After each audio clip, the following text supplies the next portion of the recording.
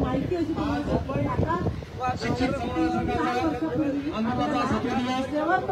आणि आमच्या 3 भगिनींचा उपोषणाचा सुद्धा 7वा दिवस आज आपल्या या शिक्षक समन्वय संघाच्या आंदोलनाला भेट देण्यासाठी राष्ट्रवादी काँग्रेस पार्टी शरद पवार गट मराठवाडा शिक्षक सेलचे अध्यक्ष आमचे मार्गदर्शक नेहमी कोणत्याही क्षणाला आपल्याला मदत करणारे प्राध्यापक किरण सोनटक्के सर आपल्या आंदोलनाला भेट देण्यासाठी आलेत। मी सरांना विनंती करतो की आम्हाला आपण मार्गदर्शन करावं।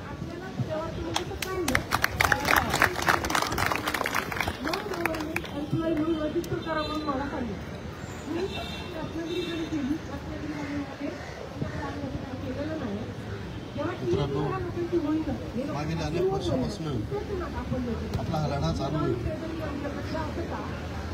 आपण सर्वजण वारंवार वेगवेगळ्या पद्धतीनं शासनाकडे आपलं मागणं मागण्याचा प्रयत्न करतोय। कायम शब्द गेला, आपल्याला वाटलं आता लवकर अनुदान मिळेल, पण टप्पा इतका शासनानं लांबवला की आमचे बंधू आता रिटायर व्हायले।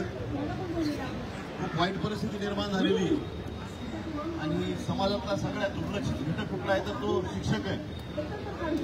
आमच्याकडे कधी माणूस बघू म्हणून कोणी बघत नाही आणि शासनानं तर एवढं मोठं दुर्लक्ष केलेलं आहे।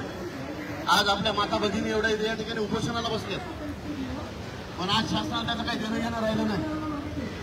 मित्रांनो, पक्ष कुठलाही असो, विचार कुठलाही असो, इथं बसलेल्या प्रत्येक शिक्षकाचा पक्ष असेल, विचार असेल, फक्त आमचा उदरनिर्वाह आहे। आम्हाला त्या पक्षाशी देणं घेणं नाही, आम्हाला त्या राजकारणाशी देणं घेणं नाही। कोण कोण्या पदावर बसतंय, कोण कोण्या खुर्चीवर बसतंय, आम्हाला त्याच्याशी काही देणं घेणं नाही।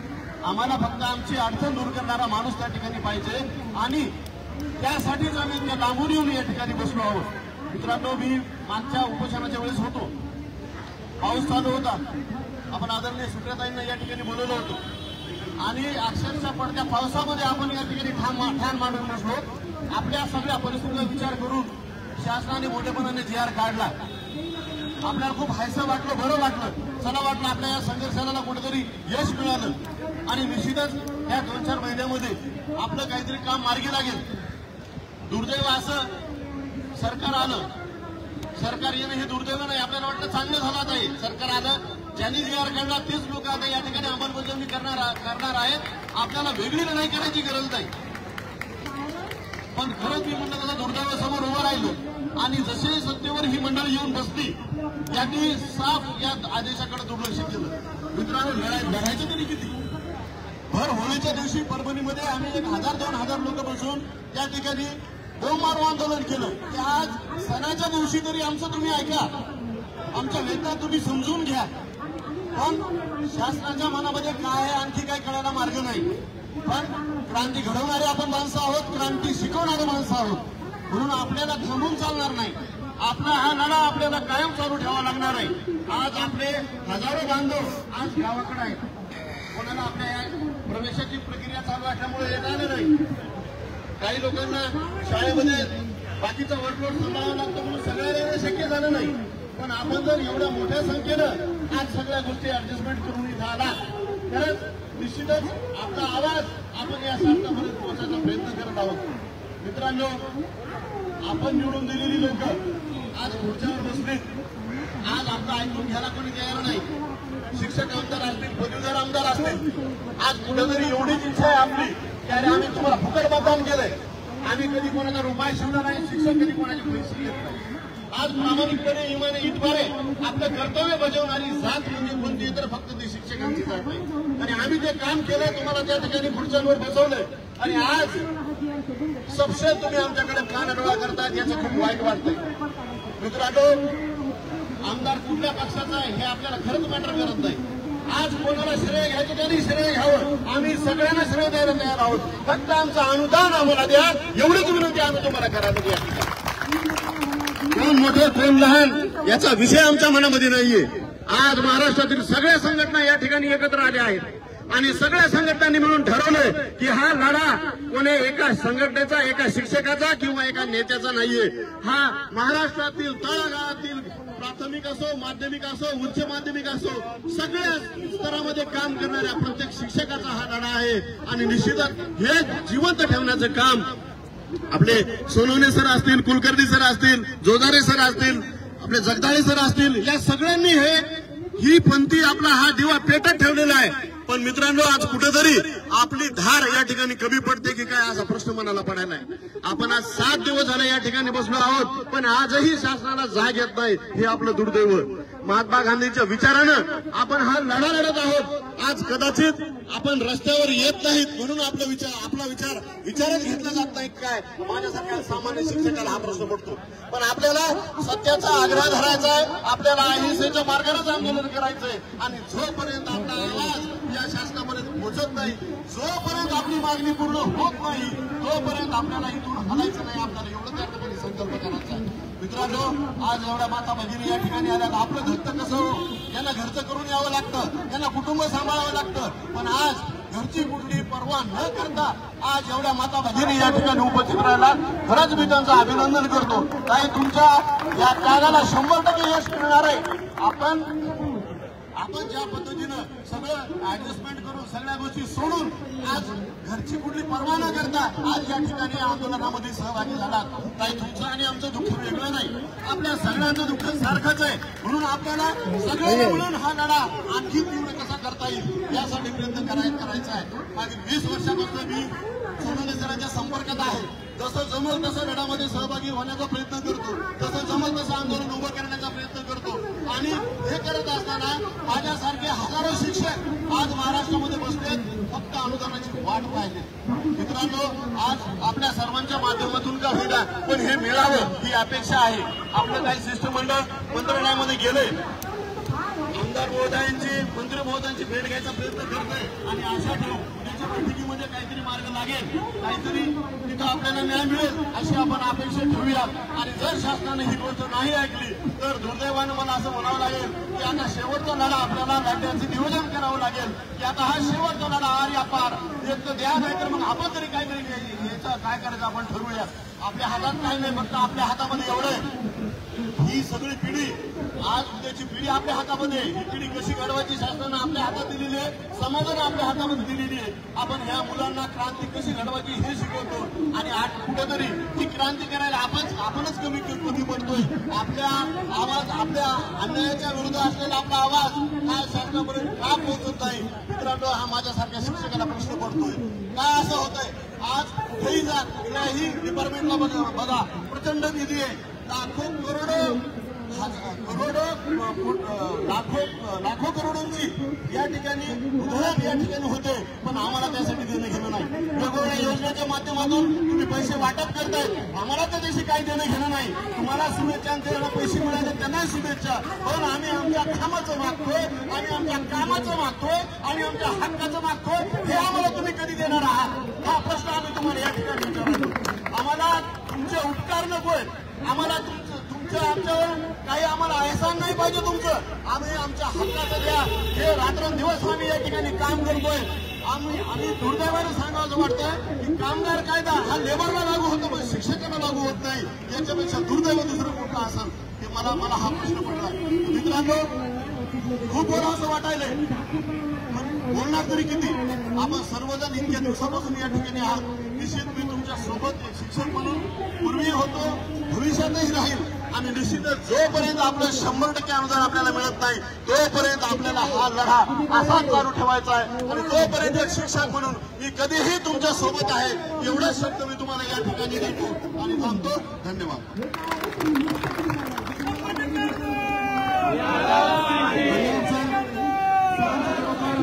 कायम शब्द निघाला नव्हता तेव्हापासून आपल्याला सहकार्य आहे. नेहमी कोणत्याही कार्यात आपल्या सोबत असतात. तुम्ही मागच्या वेळेस व्हॉट्सअपला बघितलं असेल, वरिष्ठ वेतन श्रेणी आणि निवड श्रेणीचं ट्रेनिंग चालू होतं परभणीमध्ये. ज्ञान साधना प्रतिष्ठान सर्वात मोठी मीटिंग राज्यात फक्त ज्ञान साधना प्रतिष्ठानला 100% सरांच्या माध्यमातून झाली होती. सर्वात जास्त आपले लोक वरिष्ठ वेतन श्रेणीचे तिथं होते. सगळ्यांना आपण जागृत करण्याचं काम केलं. तिथं दीपक कुलकर्णी आणि के पी पाटील यांनी मार्गदर्शन केलं होतं. मला हे सांगा वाटतंय की आपण वरिष्ठ वेतन श्रेणी निवड श्रेणीचं ट्रेनिंग आता 10 दिवस न चुकता अतिशय शिस्तीत करतात. तुमचा किती पगार वाढणार आहे? 1.5, 2 हार्डली ना त्याच्यावर टप्प्याचा पगार वाढत नाही. परंतु इथं जर ते 10 दिवस दिले होते सगळ्या लोकांनी तर तुमचा एका टप्प्यात किती पगार वाढतो? किती वाढतो? ते कॅल्क्युलेशन नाही जमते. आपण गणिताचं नसलो तरी जमते. पगाराचं कॅल्क्युलेशन आपल्याला नाही जमते. आपण गणिताचे असो नसो परंतु आपल्या हक्काचा पगार मागण्यासाठी तुम्ही तासाला तिथे हल्ली दिली. परंतु इथं आपल्याला सांगायला इथं जाऊ नका, इथे या. इथं येऊन बरेचसे लोक आज कुठे मरीन ड्राईव्हला, गेट ऑफ इंडिया आणखी काय काय ठिकाणी मला माहित नाही, माहिती ना कुठे जाऊन बसते. परंतु इथं येत नाहीत. संस्थेकडून मी आंदोलनाला चाललोय अशी परमिशन घेतात. तिथून निघतात. सकाळी इथं येणे एक सेल्फी तर तुम्ही आले कशासाठी? आणि खरोखर आपणच आपल्याला फसवत आहोत. आपल्या दुसरीकडे बसत नाही. शासन बोलून आलं आपले जे गर्भाशय आहेत का व्हॉट्सअपला तुम्ही आंदोलन सुरू झालं होण्याच्या अगोदर व्हॉट्सअपवरची चर्चा बघा. आणि आज व्हॉट्सअप तुम्ही ओपन करा. प्रत्येक ग्रुपला 2 किंवा 3 मेसेज असतात. जो इथं बसलेला आहे, जो घरी बसलाय का तो आता बोलत नाही. त्याला माहित आहे आता बोललं की तिकडून घुमणं सुरू झाला असंच बघायला म्हणून. त्यामुळे जो घरी बसलेला आहे याला कुठलाही इथला मेसेज टाकू नका. इथलं त्याला काहीच सांगू नका. जे काही इथं घडतंय ते आपल्याला माहित असू द्या. घरी सांगण्याचा प्रयत्न करू नका. काही सांगू नका. व्हॉट्सअपवर तुमचा एखादा सेल्फी टाका पण इथली माहिती नका करू नका. बोलायला पाहिजे, इनी बोलायला पाहिजे तुम्ही त्यांच्याबरोबर. पण त्यांना नाही करायचं हे आपल्यासाठी काय सुद्धा.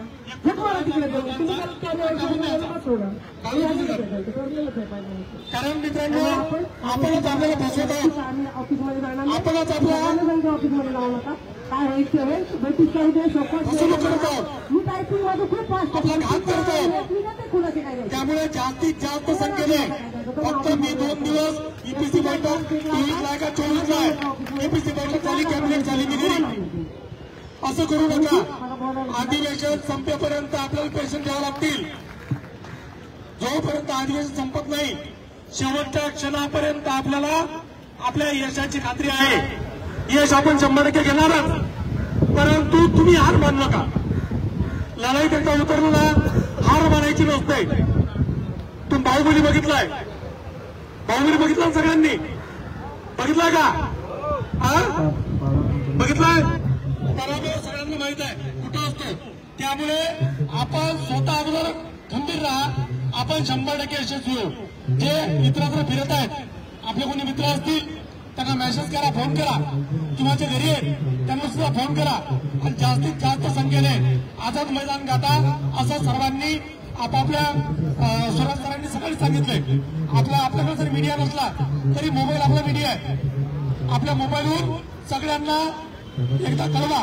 ते झोपेचं सोंग घेऊन दाबू होतं.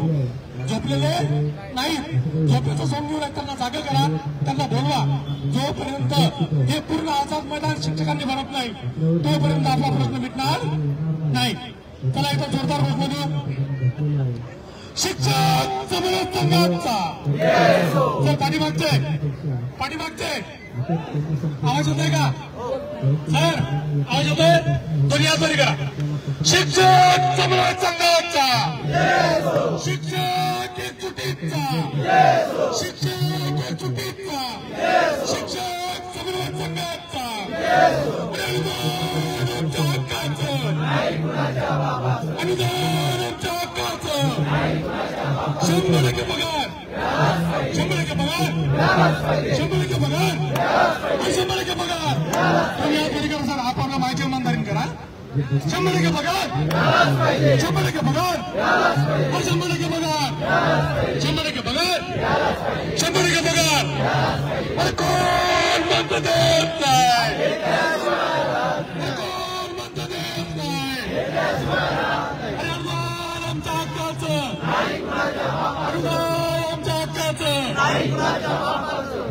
सर टीम माननीय शरद पवार साहेबांना भेटून आली.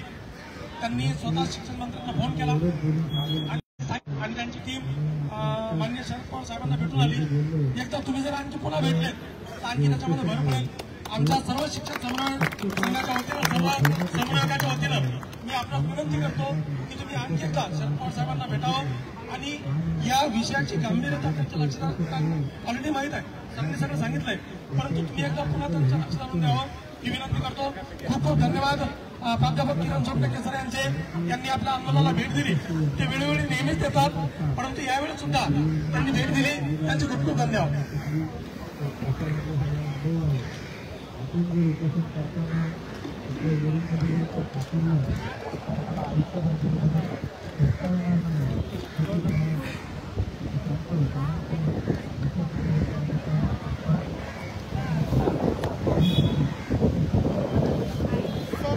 गेल्या अनेक वर्षापासून हे शिक्षक आपल्या हक्कासाठी, आपल्या न्यायासाठी नेहमी आझाद मैदानात आंदोलन करत आहात. तुम्ही आता बोलताना सांगितले की मागच्या वर्षी तुम्ही या आंदोलनामध्ये सहभागी झाला होतात. तर या शिक्षकांना न्याय देण्यासाठी राष्ट्रवादी पक्षातर्फे, अजितदादा गटातर्फे पाठपुरावा म्हणून तुमच्या पुढे काय प्रयत्न?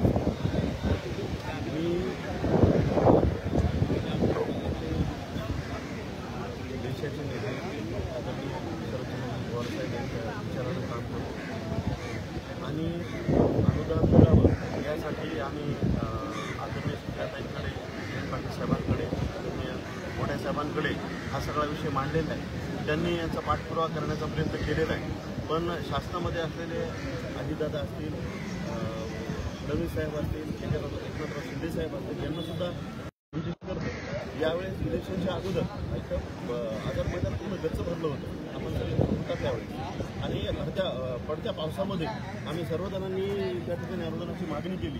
आणि तेव्हा शासनानं आमचं ऐकून त्या ठिकाणी CR काढला, आदेश काढला की तुम्हाला पुढील टप्पा देण्यात येईल म्हणून. पण जेव्हा ही सगळी मंडळी आदेश काढणारी परत सत्तेवर बसली, त्यांनी साफ या आदेशाकडे दुर्लक्ष केलं आणि आजही आम्ही त्या आदेशाच्या अंमलबजावणीच्या प्रतीक्षेत आहोत. आम्ही सर्व शिक्षक बांधतो की आम्ही शासनाकडला कुठलं अनुदान मागत नाही, फुकट कोणती गोष्ट मागत नाही, आम्हाला योजना नाही पाहिजे शासनाने. आम्ही जे काम करतो त्या कामाचा मोबदला आम्ही शासनाला मागतोय, ते शासन आम्हाला देणं लागतं. दुसरी महत्त्वाची गोष्ट अशी की लेबर ॲक्ट जो आहे तो कायदा साध्या हॉटेलमध्ये काम करणाऱ्या कर्मचाऱ्यांना लागू होतो, पण आमच्यासाठी तो का लागू होत नाही आम्हाला हा प्रश्न पडतो. आज प्रत्येक गोष्टीचे शासनाची कुठली कामं असतील, जनगणनेची असतील, इलेक्शनची कामं असतील, ही सगळी कामं शासन शिक्षकांना नेमतं, शिक्षकांना त्या ठिकाणी कामं करायला लावतं. पण जेव्हा देण्याची वेळ येते तेव्हा मात्र शिक्षकाचा विचार करतो. पण निश्चितच येणाऱ्या काळामध्ये आम्ही ह्या सगळ्या गोष्टींचा पाठपुरावा शासनाकडे पद्धतशीरपणे करणार आहोत. आणि आमचा जो मार्ग आहे, आम्ही ज्या पद्धतीनं आंदोलन आझाद मैदानावर अनेक वर्षापासून करतोय, हे आंदोलनाची धार आम्ही कदापि कमी होऊ देणार नाही. आज ताई या ठिकाणी बघा, आमच्या माता भगिनी या ठिकाणी उपोषणाला बसलेल्या आहेत. कुठंतरी त्यांचा तरी विचार शासनाने करायला हवा की आज महिलांना त्यांच्या हक्कासाठी जर त्यांच्या राज्यामध्ये उपोषणाला बसावं लागतं तर यापेक्षा दुर्दैवी कोणती असू शकते. आणि कुठं तुम्ही महिला सबलीकरणाच्या गोष्टी करता आणि कुठं तुम्ही महिलेच्या सक्षमीकरणाच्या गोष्टी करता. म्हणजे आज शासनाची ध्येय धोरणं फक्त कागदावर राहिलेली आहेत, पण प्रत्यक्षात शासन त्याचा विचार करत नाही, याचा आम्हाला या ठिकाणी वाईट वाटतं. आज दादा गृहमंत्री आहेत, तुम्ही त्याच पक्षातून आहात, तर आता अनेक आंदोलने आता लागलेली आहेत, पुढेही लागतील, हे पुढचा प्रश्न झाला. पण आता अजितदादा गटाचे म्हणून तुमचा काय प्रयत्न असेल या आंदोलनासाठी? मी एकदा क्लिअर करतो, मी अजितदादा गटाचा नाही. आताच बोलताना ठीक आहे सर, शरद पवार साहेबांची भेट घेतलेली आहे, तर आता तुमचा काय प्रयत्न असेल? आता आमचा प्रयत्न असाच राहणार आहे की पक्षाच्या माध्यमातून सुद्धा याचा कसा पाठपुरावा करता येईल.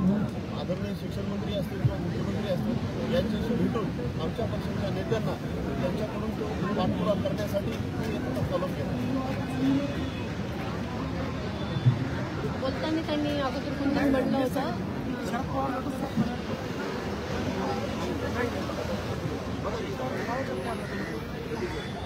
आलं तर चांगलं येत